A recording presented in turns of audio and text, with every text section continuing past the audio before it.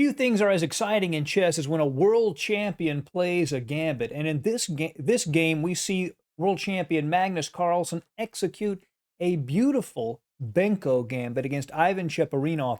This was played in a Banter Blitz 2020. Really a gorgeous game. And if you have any interest in the Benko Gambit, you really want to look at this game. It's very instructive in how to handle that opening. Let's jump right in. Obviously, Magnus has black. We know the Benko Gambit is an opening played by the black pieces. So Cheparinov begins with d4, knight f6, c4, and c5. This is the start of the Benko Gambit. After d5, of course, black can play e6 and the Benoni, but in this case, Magnus plays b5, the Benko Gambit. And the idea is that black is going to sacrifice 2 pawns on the queen side. He gets the c pawn in return, so it's really 1 pawn.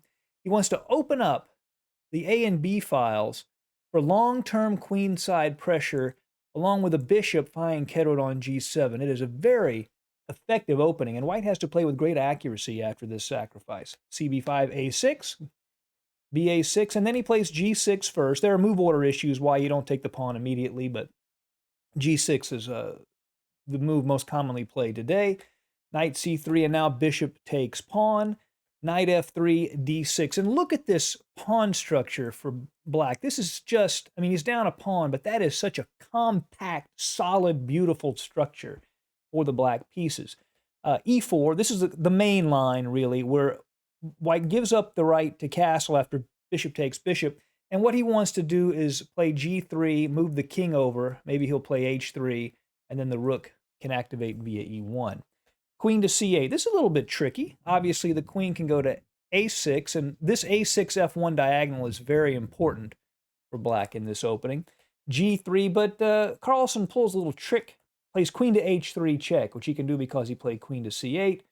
The king moves to g1, and now bishop to g7, the important bishop breathing fire down the long diagonal. Knight to g5, kicking the queen out of the h3 square. Queen goes to g4, now king to g2, to make room for the rook to move to e1. And here Carlsen exchanges queens, which is not uncommon in a Benko. Usually the side gambiting a pawn wants to keep queens on the board, but in a Benko, black has such long-term pressure down these A and B files that even after the exchange of queens, he continues to have a strong position. What white wants to do essentially here is create a structure with a pawn on a4 and b3, maybe a rook on b1, and lock up that queen side so it's hard for black to break through, and then later break through with an e4, e5 push. But that's not so easy to do, and it requires a high level of skill for white. Knight to a6, f4, preparing the possibility of a later e5, knight to d7.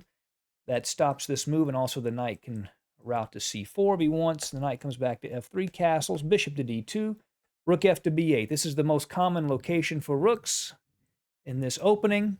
Obviously, you want to place them on the A and B files if you're opening up the A and the B files. Rook a to b1. And we can see Cheparinov angling for that ideal structure for white with the pawns on a4 and b3. And usually a knight will maybe jump to b5. But he's a little slow in this position. Knight to b4. The knight aims at a2, but also this sensitive d3 square could be a landing spot. It also puts some pressure on this pawn at e5 as well. a4, continuing to try to create that formation. And now another key idea for black in the Benko, Carlsen plays f5.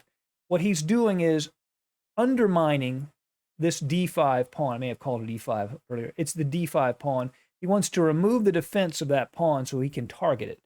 ef5, gf5, and now b3. So white has gotten the a4, b3 structure, but he may not have enough time to get the knight to b5 and really lock it up on the queen side. Now the knight goes to b6. Obviously, Carlsen is threatening to take the pawn on d5. It's attacked twice, defended once. So Cheparinov plays bishop to e1. So the pawn is defended twice as well as attacked twice. But here Carlsen makes the decision to part with his beautiful bishop. Bishop takes knight to grab that key central pawn. Bishop takes c3, knight 6 to d7. He grabs that pawn and also threatens to capture the bishop on c3, so the bishop moves. Now the knight comes back to c6, king to f2, And now rook to b7. This is a multi-purpose move. He might double and put pressure on b3. It also, for the time being, defends the e7 pawn, not that it needs defending.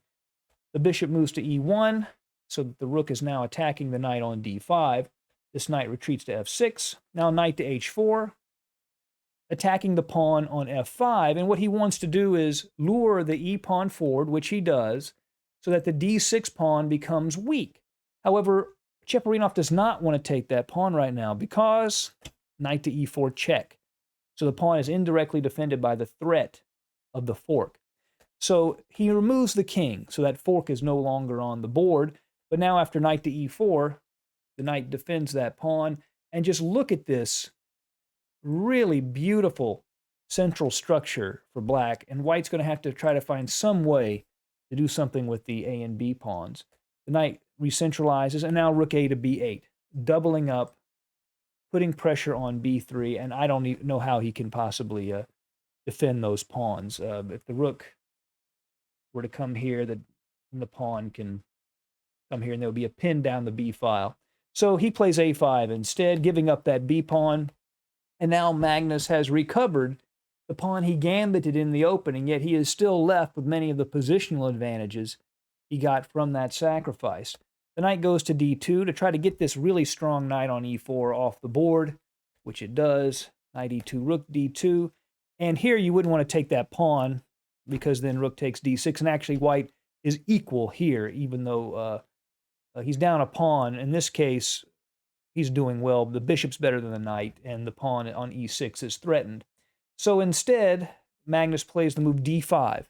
So now this pawn is no longer vulnerable, and these pawns begin to march forward. Rook to a2, put some pressure behind that a pawn to try to advance it. Carlsen says, I got to stop that. So he brings his rook back to blockade it on a7, a6, rook to a7. King e2, king f7, centralizing, bishop f2, aiming at this pawn and also indirectly threatening this rook. But d4 blocks that diagonal. Bishop to e1, knight to b8, and now this pawn really cannot be saved. The rook and the knight go after it.